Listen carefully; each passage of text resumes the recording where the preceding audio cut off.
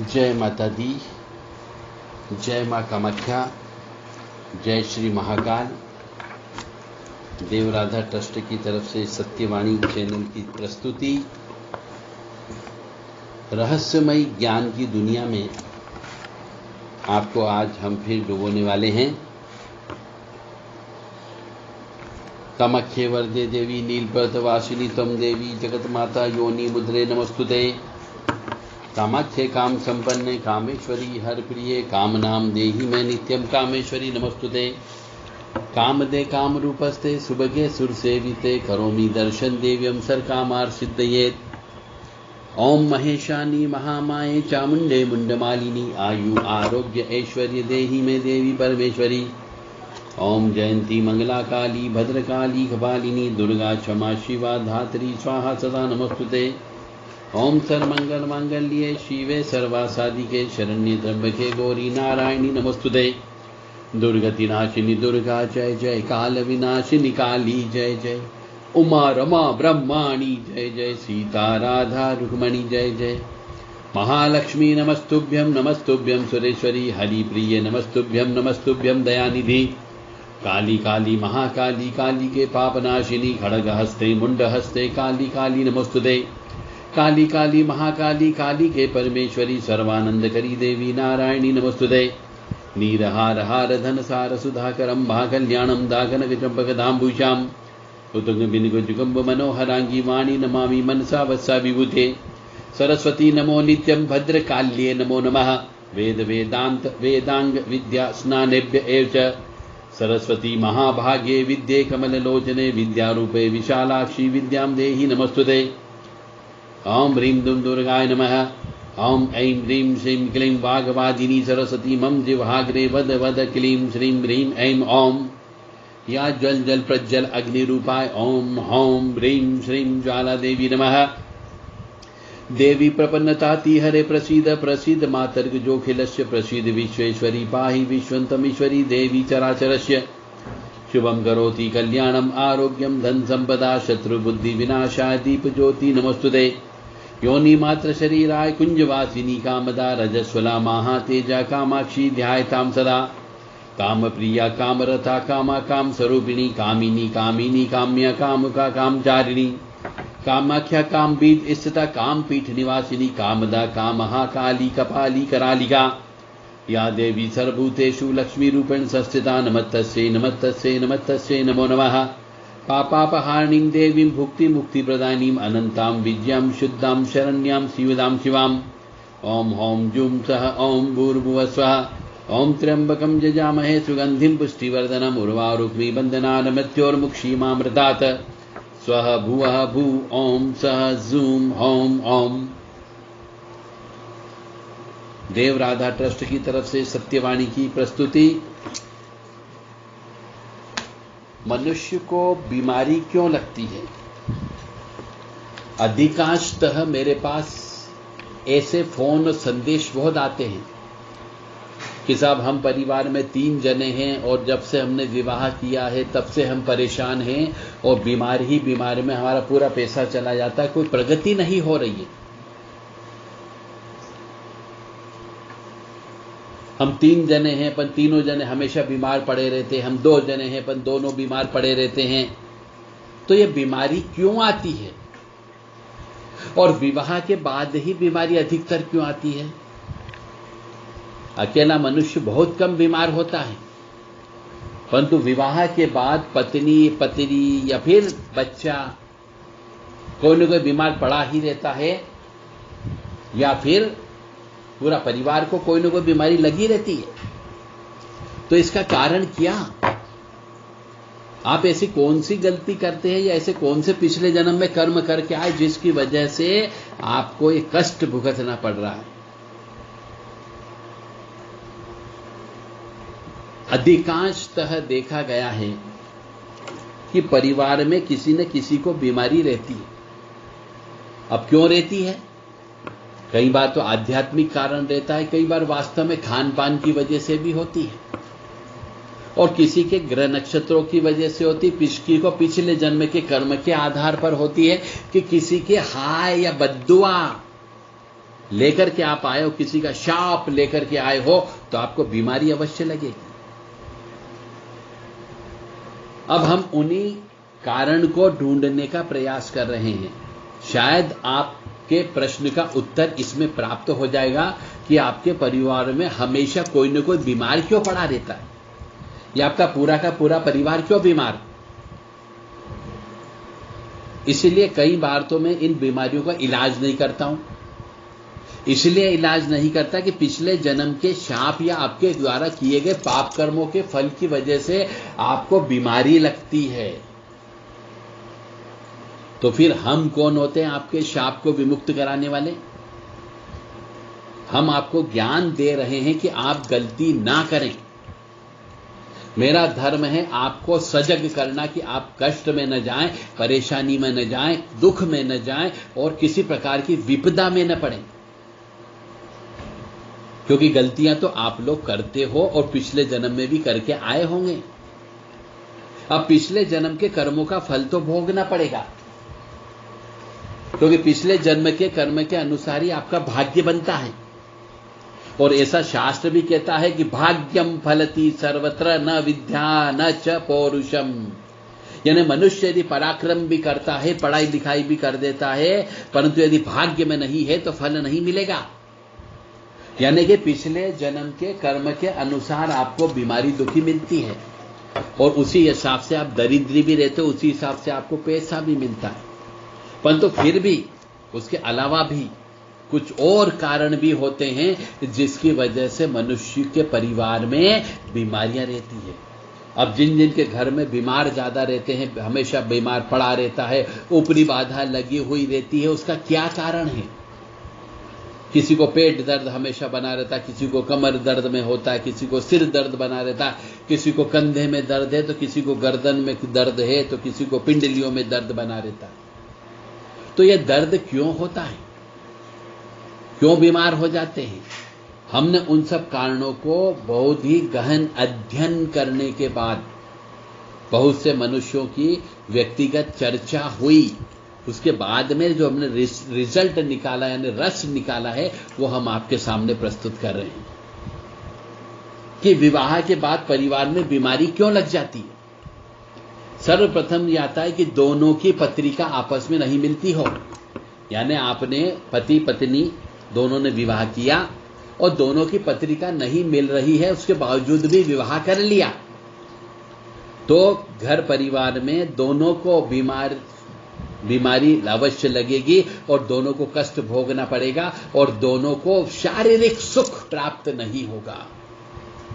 यानी कि मांगलिक अमांगलिक दोष होते हुए भी यदि विवाह कर लेते हैं और किसी प्रकार का पूजा पाठ नहीं करते हैं, कोई प्रायश्चित कर्म नहीं करते हैं, कोई मंगल दोष की पूजा नहीं करते हैं, तो आपके घर में पति पत्नी में किसी न किसी को बीमारी अवश्य लगी रहेगी। या फिर आपने पत्रिका नहीं मिल रही थी, उसके बाद भी आपने विवाह कर लिया, यानी कि जो 8 पॉइंट होते हैं पत्रिका मिलाने के, भकुट दोष हो गया, नाड़ी दोष हो गया, और उसके बावजूद भी विवाह कर लिया लालच में, लोभ लालच में कि भैया परिवार बहुत अच्छा है, लड़का सर्विस करता है, अच्छी कमाई करता है, तो अपनी लड़की की पत्रिका न मिली फिर भी विवाह कर दिया। या फिर लड़की सर्विस करने वाली मिल गई तो लोभ लालच में कि दोनों कमाएंगे, अच्छे से रहेंगे, पत्रिका न मिल रही तो भी विवाह कर दिया, तो फिर दोनों को में से किसी न किसी को बीमारी अवश्य लगी रहेगी और दोनों को भी बीमारी लग सकती है और दोनों भी शारीरिक सुख नहीं उठा सकती, घर परिवार के अंदर आनंद नहीं होगा। बच्चे उत्पन्न होने पर यदि बच्चा गलत नक्षत्र में उत्पन्न हो गया हो, अब गलत नक्षत्र का मतलब हो गया मूल नक्षत्र में उत्पन्न हो गया हो, गंडात नक्षत्रों में यदि बच्चा उत्पन्न हो जाता है, अश्लेषा नक्षत्र में उत्पन्न हो जाता है, ज्येष्ठा नक्षत्र में उत्पन्न हो जाता है, तो ऐसा बच्चा माता या पिता या फिर कभी कभी माता पिता दोनों को तकलीफ देता, दोनों को बीमारी होने लगती है। तो ये भी आप अवश्य चेक करवा लें। मेरा धर्म है आपको ज्ञान देना। अब इस ज्ञान को आप कितना प्रयोग करोगे वो आपके ऊपर निर्भर करता है। भगवान ने आपको दिल दिया, दिमाग दिया, बुद्धि दी, ज्ञान दिया, पढ़ाया लिखाया, आप पागल नहीं हो। अब आपका है धर्म, यदि आपके घर में बीमारी दुखी होती है तो यह अवश्य चेक करा लें कि बच्चे की पत्रिका में कहीं पर दोष तो नहीं है, कहीं गंडमूल नक्षत्र में तो उत्पन्न नहीं हुआ है, यह अवश्य चेक करवा लें। या फिर भद्रा योग में तो उत्पन्न नहीं हुआ, वैष्टीकरण जिसको बोला जाता है उसमें तो उत्पन्न नहीं हुआ है, अन्यथा वो माता या पिता किसी न किसी को कष्ट अवश्य प्रदान करेगा।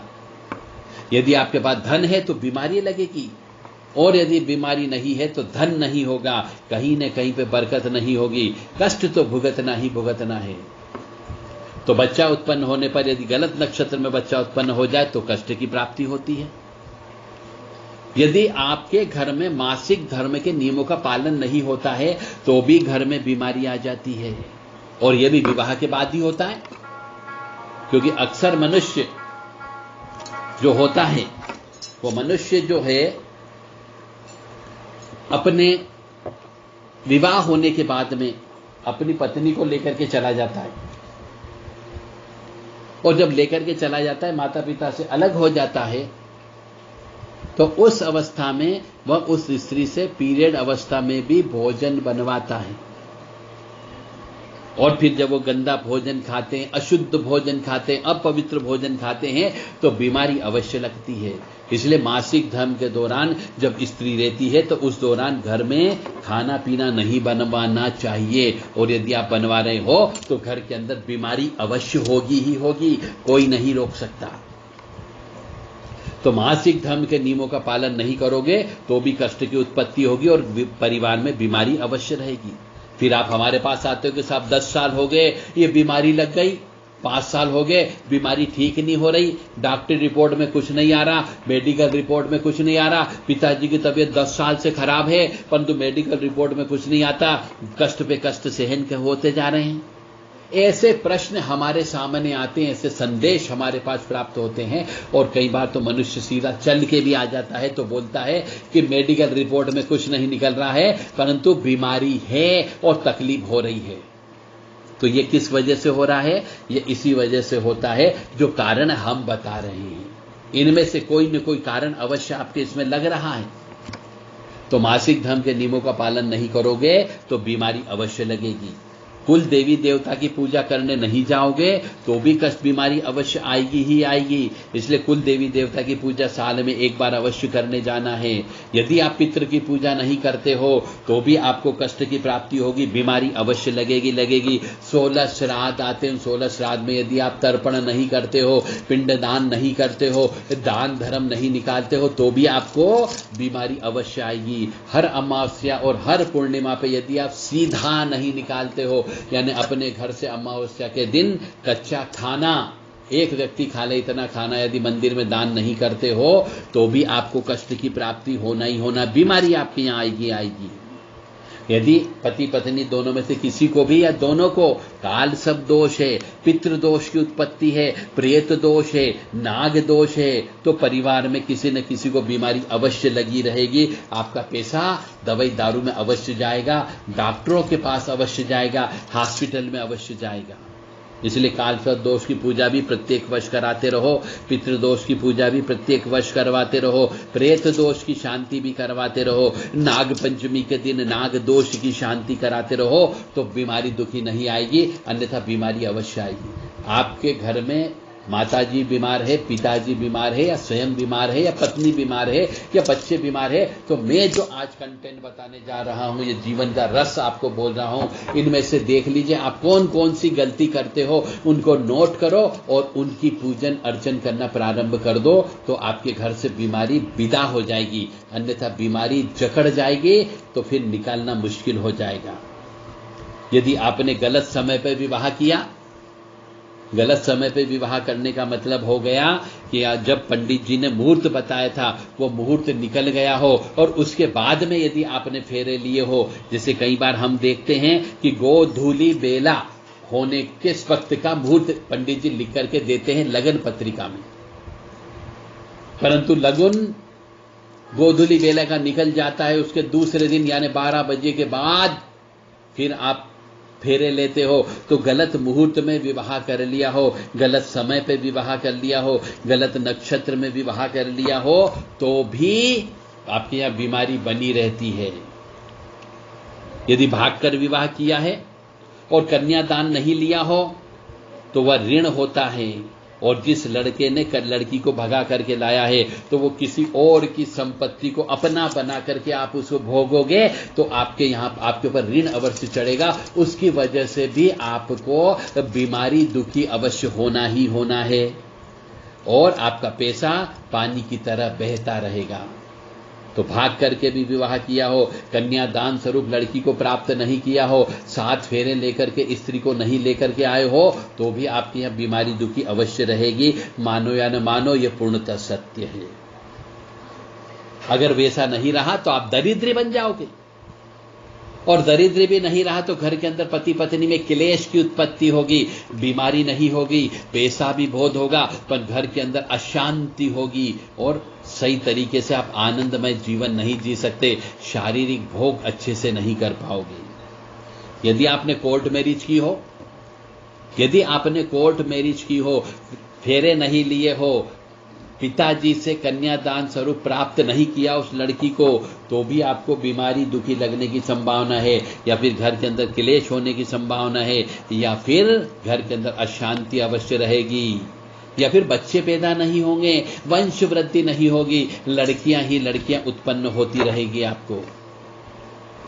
यदि आपने ऐसे समाज में विवाह कर लिया जो समाज आपके लायक नहीं था, समाज में बहुत ऊंच नीच हो, ऐसे में भी यदि विवाह कर लेते हैं लोभ लालचवश कि लड़की भी सर्विस कर रही है, लड़का भी सर्विस कर रहा है, और आपने विवाह कर लिया, पत्रिका मिलान नहीं किया सिर्फ इसलिए कि दोनों सर्विसमैन हैं, तो उस अवस्था में भी आपको सुख समृद्धि शांति प्राप्त नहीं होगी। बीमारी दुखी किसी न किसी को लगी अवश्य रहेगी।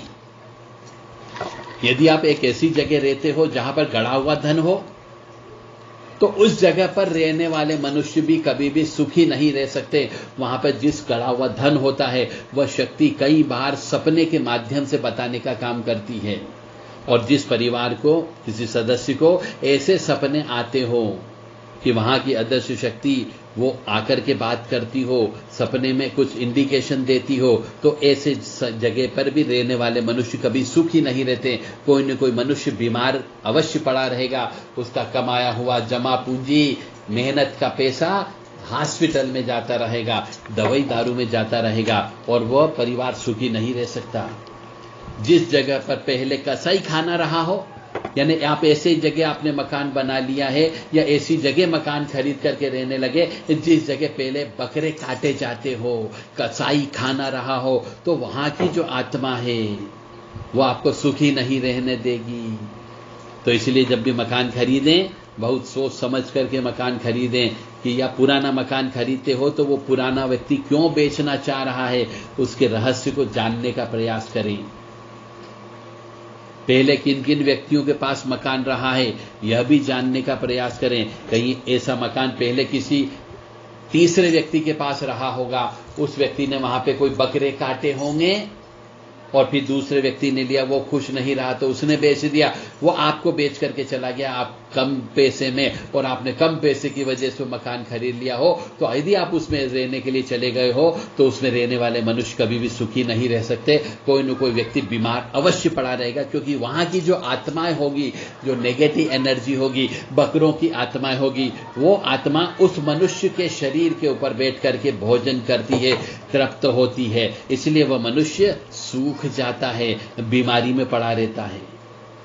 जिस जगह पर आप रह रहे हो उस जमीन में पहले नीचे कुआं रहा हो, कोई खाई रही हो, कोई पानी का स्रोत रहा हो, और उसको बिल्डर ने बंद कर दिया गया हो, और उसके ऊपर मकान बना करके आपको बेच दिया गया हो, या फिर आपने जो मकान खरीदा वो किसी कुएं के ऊपर बना हुआ हो, तो उस पर रहने वाले मनुष्य कभी भी सुखी नहीं रह सकते। कोई न कोई व्यक्ति बीमार अवश्य पड़ा रहेगा। इसलिए जब भी मकान खरीदें, प्लाट खरीदें, बहुत सोच समझ करके मकान प्लाट खरीदा करो। जिस जगह पर रह रहे हो उस जमीन पर पहले वहां कोई चबूतरा बना हुआ हो देवी देवता का, और बिल्डर ने जमीन खरीदने के बाद में वो चबूतरा तोड़ दिया गया हो, तो उस जगह उस चबूतरे पर बैठने वाले देवी देवता, यदि उस मकान उसी चबूतरे के ऊपर ही बना दिया गया हो और आपने मकान खरीद लिया हो, तो उसमें रहने वाले मनुष्य कभी भी सुखी नहीं रह सकते और उनको अवश्य किसी न किसी को बीमारी अवश्य रहेगी, और अदृश्य बीमारी रहती है जो लाइलाज बीमारी होती है, और धीरे धीरे मनुष्य मर जाता है। जिस जगह पर आप अभी वर्तमान में रह रहे हो और खुश नहीं हो, या वहां पे आपको बीमारी लगातार बनी रहती किसी न किसी मनुष्य को, तो ये मान करके चलो कि उस घर में, उस जगह पर कहीं पहले पीपल का वृक्ष रहा हो जिसे काट दिया गया हो, कोई वट वृक्ष रहा उसको काट दिया गया हो, कोई इमली का वृक्ष रहा उसे काट दिया गया हो, या फिर बेल पत्री का वृक्ष रहा उसे काट दिया गया हो, तो उस जगह पर जो मकान बनाया है उस मकान में जो भी मनुष्य रहेगा वह कभी भी सुखी नहीं रह सकता, उसको बीमारी अवश्य लगी ही रहेगी और उसका पैसा बर्बाद होता रहेगा। यदि घर के अंदर एक ऐसी स्त्री आ जाती विवाह होने के बाद में, या ऐसी स्त्री से विवाह कर लेते हो जो अलक्ष्मी है, यानी कि अलक्ष्मी का मतलब हो गया वह पापीनी स्त्री हो, जिसके भाग्य में पैसा ही नहीं हो, ऐसी स्त्री से आपने विवाह कर लिया हो, तो जब वो स्त्री आपके घर में आएगी तो आपको कंगाल अवश्य करेगी, और कंगाल होने का एकमात्र कारण होता है पैसे पानी की तरह बह जाना।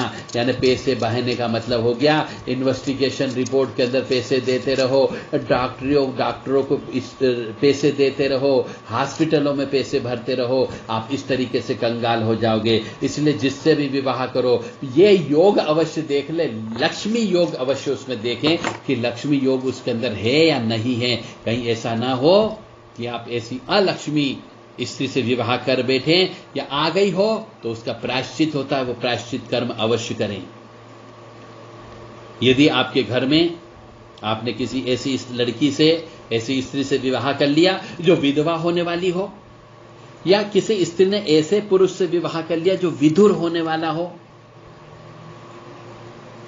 तो ऐसे विवाह के पहले जन्म पत्रिका अवश्य देख लें कि क्या विधवा योग तो नहीं है, तलाक होने के योग तो नहीं है, दो विवाह के योग तो नहीं है, उसके बाद विवाह करें। और यदि आप ऐसी कोई पत्रिका नहीं चेक करते हैं और विवाह कर लेते हैं, या फिर आपको ज्ञान नहीं है, किसी पंडित जी ने नहीं बताया और आपके यहाँ पे ऐसी स्त्री आ जाती है या पे ऐसे पुरुष से विवाह कर लेते हैं, तो भी आपके यहाँ बीमारी अवश्य लगी रहेगी। क्योंकि किसी स्त्री के पत्रिका में यदि विधवा योग लिखा है तो उसका आदमी अवश्य मरता है, अब वो चाहे एक्सीडेंट से मरे या बीमारी से मरे, यानी बीमारी अवश्य लगेगी।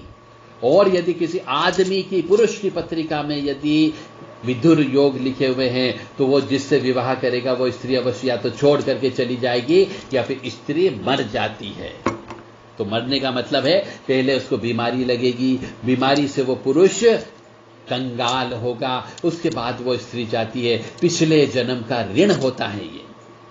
तो पत्रिका देख करके विवाह करें, अच्छे से 2-4 ज्योतिषियों से ये बात करें कि विधवा योग तो नहीं है, अलक्ष्मी योग तो नहीं है, या फिर विधुर होने के योग तो नहीं है, दो विवाह के योग तो नहीं है, बच्चे होने के योग है या नहीं है, ये सब चेक करने के बाद ही विवाह करें। जन्म पत्रिका के अनुसार मनुष्य को शाप लगता है, पुरुष है तो स्त्री का शाप लगता है, पत्नी है स्त्री है तो पुरुष का शाप लगता है। तो ये भी जन्म पत्रिका में दिखता है। मेरा धर्म है आपको सिर्फ आगाह करना, मैं आपको जगा रहा हूं कि अभी भी समय है, जाग जाओ। यदि विवाह हो गया है तो पत्रिका अभी भी चेक करवा सकते हो किसी अच्छे ब्राह्मण से, अच्छे ज्योतिषाचार्य से, जो आपको ये सब चीजें बता सके कि पत्नी का शाप तो नहीं है, पति का शाप तो नहीं है, माता पिता का शाप तो नहीं है, सास ससुर का शाप तो नहीं है, गुरु ब्राह्मण का शाप तो नहीं है, बहनों का शाप तो नहीं है, भानेज का शाप तो नहीं है, भाई का शाप तो नहीं है, बड़े बुजुर्ग का शाप तो नहीं है, नौकर चाकर का शाप तो नहीं है, सेवक का शाप तो नहीं है। अगर ये सब इनमें से कोई भी शाप हो तो पहले शाप का विमुक्त करें, यानी उसकी पूजन अर्चन करें, उसका प्रायश्चित कर्म करें, उसके बाद आपको विवाह करना है, और यदि कर लिया है तो अभी भी समय है। आपका पैसा यदि पानी की तरह हॉस्पिटलों में जा रहा होगा, आपको बीमारी दुखी है इन शापों की वजह से, इन हाय की वजह से, इन बद्दुआओं की वजह से, तो उसका उपाय होता है, उसका उपाय अवश्य कर लें ताकि आपको बीमारी से मुक्ति मिल सके। परिवार बनने के बाद पति पत्नी बीमार रहते हैं, दरिद्र रहते हैं, क्या कंगाल हो जाते हैं, तो उसका कारण भी यही शाप होते हैं कि पिछले जन्म की पत्नी का शाप, इस जन्म की पति का शाप, माता पिता का शाप भी हो सकता है, सास ससुर का शाप भी हो सकता है, गुरु ब्राह्मण का शाप भी हो सकता है, बहनों का शाप हो सकता है, भाई का शाप हो सकता है, क्योंकि आप पिछले जन्म में क्रूर व्यक्ति रहे हो, पापी व्यक्ति रहे हो, आपने माता पिता की नहीं सुनी हो, अपनी मर्जी से जिंदगी जी हो, तो ये शाप अवश्य लगता है और इस जन्म में बीमारी दुखी के रूप में आपको कष्ट अवश्य भुगतना पड़ता है। यदि पत्रिका में चंद्र ग्रहण दोष हो, यदि पत्रिका में सूर्य ग्रहण दोष हो, यदि पत्रिका में अमावस्या दोष हो, भद्रा दोष हो, तो परिवार में बीमारी अवश्य रहती है। इसलिए यदि ये सब दोष है तो इन दोषों को एक बार चेक करा लो कि कौन कौन से दोष हैं। उन सब दोष की पूजा किसी तीर्थ स्थान में किसी व्यक्ति से करवाओ जो उस चीज का जानकार हो, तो उस दोष का शाप विमुक्ति हो जाती है, तो आपको कष्ट कम मिलेंगे, आप बीमार कम होगे। अन्यथा पति पत्नी बच्चे बीमार पड़े रहेंगे और आप पैसा पानी की तरह आपका बहता रहेगा। ये जो मैं चीज बोलता हूं, ये शायद कोई दूसरा साधु संत सन्यासी त्यागी तपस्वी नहीं बताएगा आपको।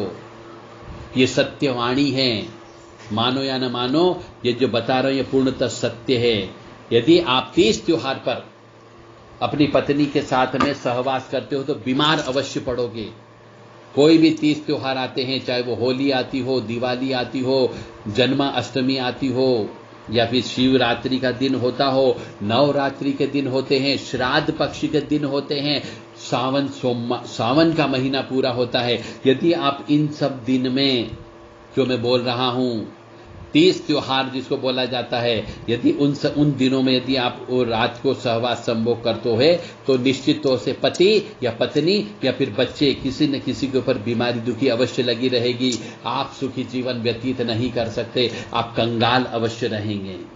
तो जब भी सहवास संभोग करें, आपको बहुत ही सावधानी से 30 त्योहार देख करके, ग्रह नक्षत्र देख करके, वार देख करके, हिंदू मास देख करके आपको पत्नी के साथ सहवास संभोग करना, अन्यथा नहीं करना है। अन्यथा कष्ट की प्राप्ति अवश्य होगी और बीमारी दुखी होकर के आपका पैसा हॉस्पिटल में अवश्य चला जाएगा। फिर आप तांत्रिक लोगों के चक्कर लगाओगे, ज्योतिषी लोगों के चक्कर लगाओगे, पुजारी पंडा लोगों के चक्कर लगाओगे, वहां पर बर्बाद हो जाओगे और कोई कुछ नहीं बताएगा आपको कि ये दोष की वजह से आपको ये बीमारी लगी हुई है।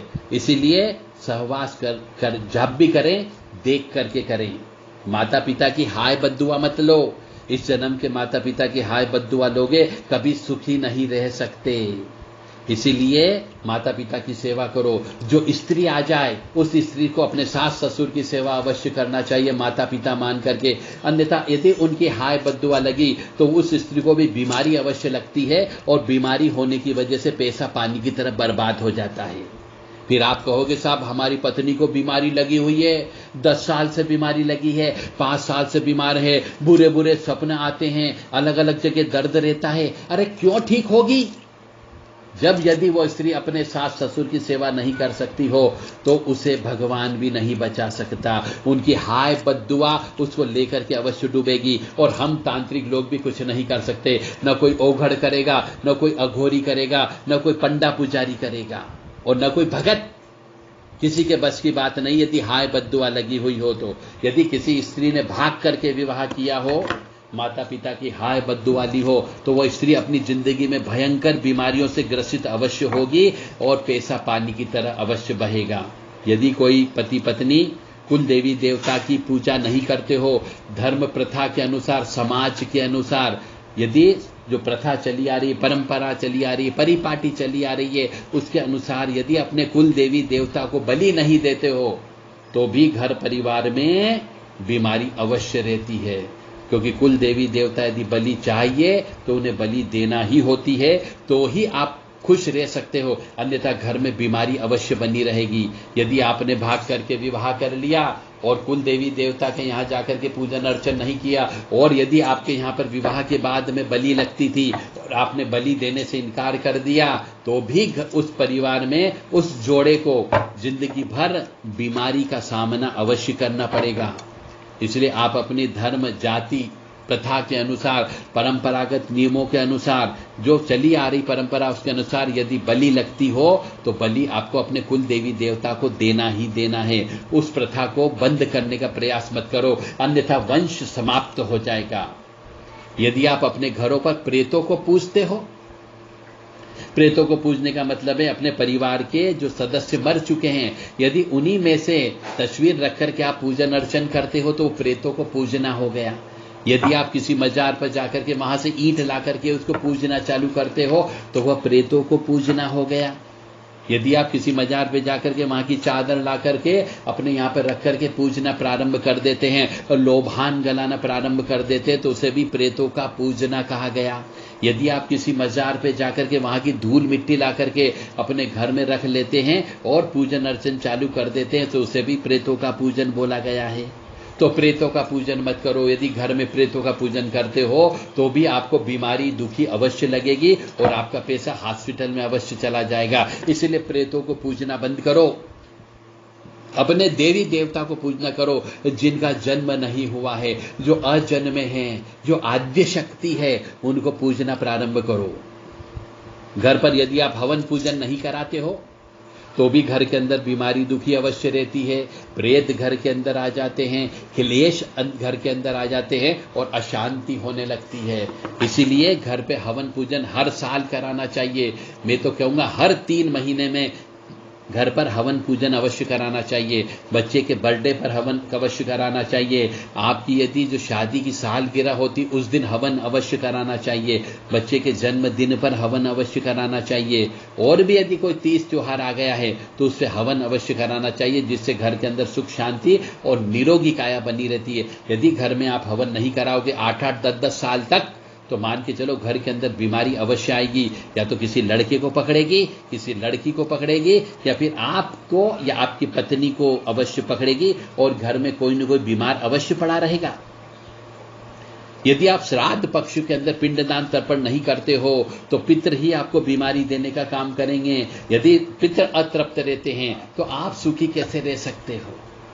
इसलिए आपको पितरों की सेवा भी करना है, वो सिर्फ 16 श्राद्ध में करना है। और 16 श्राद्ध में आप सहवास संभोग करोगे तो भी आपको बीमारी, दुखी अवश्य लगती है। इसलिए 16 श्राद्ध में और नवरात्रि में पति पत्नी को सोना नहीं चाहिए, अन्यथा बीमारी अवश्य लगती है। फिर आप चाहे किसी भी तांत्रिक के पास चले जाओ, वो बीमारी ठीक नहीं कर सकता। किसी भी ओघड़ के पास चले जाओ, किसी अघोरी के पास चले जाओ, किसी के पास भी आप चले जाइए, आपकी बीमारी, दुखी ठीक नहीं हो सकती, क्योंकि आपने श्राद्ध पक्ष के अंदर पितरों को शुक्राणु पिलाया है, ऐसा माना जाता है। इसीलिए कहते हैं कि श्राद्ध पक्ष में सहवास संभोग नहीं करना चाहिए। और नवरात्रि में भी सहवास संभोग नहीं करिए, अन्यथा आपको कुल देवी की तरफ से श्राप लगता है और फिर घर के अंदर बीमारी अवश्य आएगी। फिर आप कहोगे हम तो बीमार हो गए, कोई ठीक नहीं कर पा रहा, डॉक्टर की पकड़ में नहीं आ पा रहा। उसका कारण ही यही होता है। कुल का कोई न कोई आत्मा अतृप्त हो, यानी कोई मनुष्य मरने के बाद में नाग लोक में चला गया हो, नाग योनि में चला गया हो, तो भी घर परिवार के अंदर कोई न कोई मनुष्य बीमार अवश्य पड़ा रहता है। उसे नाग के सपने अवश्य आएंगे, उसको सांप के सपने अवश्य आते हैं और वह व्यक्ति धीरे धीरे सूखता जाता है। यदि आपने किसी गाय को, आपके घर के सामने आने वाली गौ माता को झाड़ू से मारा हो तो भी आपके यहाँ बीमारी, दुखी अवश्य आएगी। हो सकता है आपके घर में कोई न कोई पागल अवश्य रहेगा और पैसा पानी की तरह बर्बाद होता जाएगा। कोई प्रगति नहीं होगी आपके यहाँ पर, क्लेश, अशांति अवश्य होगी। इसलिए गाय को कभी भी झाड़ू से मत मारो, क्योंकि गाय के अंदर बोलते हैं 33 कोटि देवी देवता रहते हैं और झाड़ू स्वयं अपने आप में एक लक्ष्मी का प्रतीक है। यदि आप अपने माता पिता, बड़े बुजुर्ग को झाड़ू से मारा हो तो भी आपके यहाँ पे कष्ट की प्राप्ति होगी, बीमारी दुखी अवश्य आएगी। इसलिए आपको अपने बड़े बुजुर्गों को कभी भी झाड़ू से मत मारिए। कई जगह हम देखते हैं कि वो बड़े बुजुर्ग हो जाते हैं, वो गंदा करते हैं तो उन्हें झाड़ू से मारते हैं। तो यदि आप अपने बड़े बुजुर्गों को झाड़ू से मारोगे तो भी आपके यहाँ बीमारी दुखी अवश्य आएगी। यदि आप अन्न का अपमान करते हो, यदि बासी अन्न बच जाता है उसे फेंक देते हो, तो भी दरिद्रता या बीमारी आपके घर में अवश्य रहेगी। इसलिए कभी भी अन्न का अपमान मत करो। जो आपके सामने आया है उसे खा लो। यदि नहीं खाते हो, अन्न का अपमान किया है, तो बीमारी अवश्य आएगी और एक न एक दिन ऐसा आएगा कि आप अन्न के लिए भीख मांगते फिरोगे। इसलिए अन्न का अपमान कभी नहीं करना चाहिए, उससे दरिद्रता आती है और बीमारी भी आती है। यदि आप किसी का झूठा अन्न खाते हो या झूठा अन्न का दान देते हो तो भी आपकी यह बीमारी अवश्य लगती है। इसलिए कभी भी किसी को झूठा अन्न दान मत दो और किसी को झूठा अन्न मत खिलाओ, और दूसरों का झूठा अन्न भी नहीं खाना चाहिए, क्योंकि हो सकता है जिसका आप झूठा अन्न खा रहे हो उस मनुष्य के अंदर कोई नकारात्मक ऊर्जा है, उसके साथ में नेगेटिव एनर्जी है, और उसका झूठा अन्न खाओगे तो आपके शरीर में भी नेगेटिव एनर्जी आ जाएगी, जिसको हम प्रेत दोष कहते हैं, भूत दोष कहते हैं, चुड़ैल डाकन का दोष कह सकते हो, जिन जिन्नातों का दोष कह सकते हो। यदि वो दोष उस झूठन के अंदर है और उसका झूठा भोजन आप खाते हो तो आपके यहाँ पर भी बीमारी दुखी अवश्य आ जाएगी और आप दरिद्री हो सकते हो। तो इन सब चीजों का आप ध्यान रखिए, कोई भी गलती न करें। न अगर आपको समझ में नहीं आया हो तो मेरे से व्हाट्सएप पे मैसेज करके आप इसका ज्ञान प्राप्त कर सकते हो, अर्थ समझ सकते हो। 9893128047 ये केवल व्हाट्सएप नंबर है, इसी नंबर पर ही आपको व्हाट्सएप करके जानकारी प्राप्त करना है। यदि आपके घर में बीमारी दुखी लगी हुई है, यदि आपके घर में दरिद्रता का वास है, यदि आपको बार बार हॉस्पिटल जाना पड़ता हो, डॉक्टरी रिपोर्ट में कुछ नहीं आता हो, तो मानकर चले कोई न कोई शाप आपके पीछे लगा हुआ है, कोई न कोई अदृश्य शक्ति आपके ऊपर लगी हुई है, जिसकी वजह से आपको बीमारी लगी हुई है।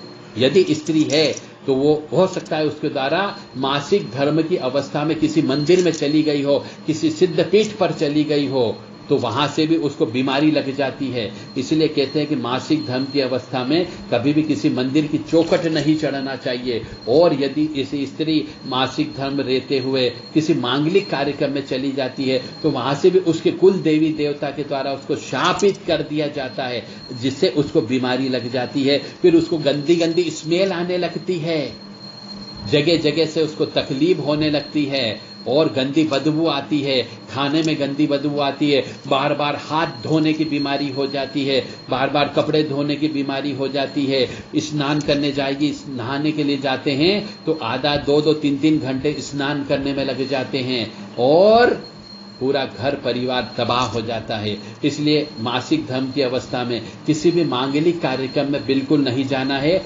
मासिक धर्म की अवस्था रहते हुए किसी डेड बॉडी की परिक्रमा नहीं करना है। मासिक धर्म रहते हुए किसी सूतक पातक वाले के घर पे नहीं जाना है, अन्यथा बीमारी अवश्य लगती है। मासिक धर्म की अवस्था रहते हुए बाल खुले करके घर से बाहर नहीं निकलना है, सेंट लगा करके बाहर नहीं निकलना है, अन्यथा आपको स्त्री को विशेष तौर से बीमारी अवश्य लगेगी, दरिद्री अवश्य हो जाओगे आप।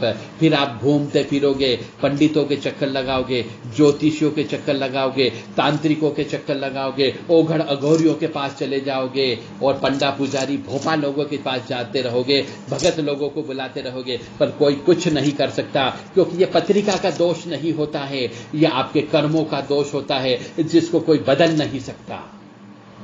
इसका एक ही इलाज होता है, प्रायश्चित कर्म। जैसा कर्म किया हो वैसा प्रायश्चित कर्म करना होता है। मां भगवती जगत जननी आपको सद्बुद्धि प्रदान करे और सुखी रखे, स्वस्थ रखे, प्रसन्न रखे। यदि मेरी इन बातों का किसी को बुरा लगा हो तो मैं माफी चाहता हूं, परंतु वो सत्य कहना सत्यवाणी का काम है। मानो या न मानो, यह पूर्णतः सत्य है। जय माता दी, जय मां कामाख्या।